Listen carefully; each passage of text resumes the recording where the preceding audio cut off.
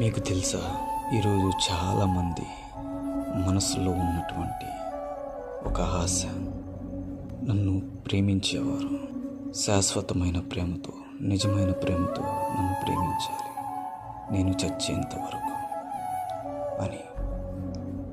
కానీ ఈ భూమి మీద ఒక్కరంటే ఒక్కరు కూడా లేరు. స్నేహితుల్లో కానీ, నీ ఫ్యామిలీలో కానీ ఎవ్వరు ఒక్కరు కూడా లేరు. కానీ ఒకే ఒక్కడున్నాడు, ఆయన నజరీయుడకు యేసు.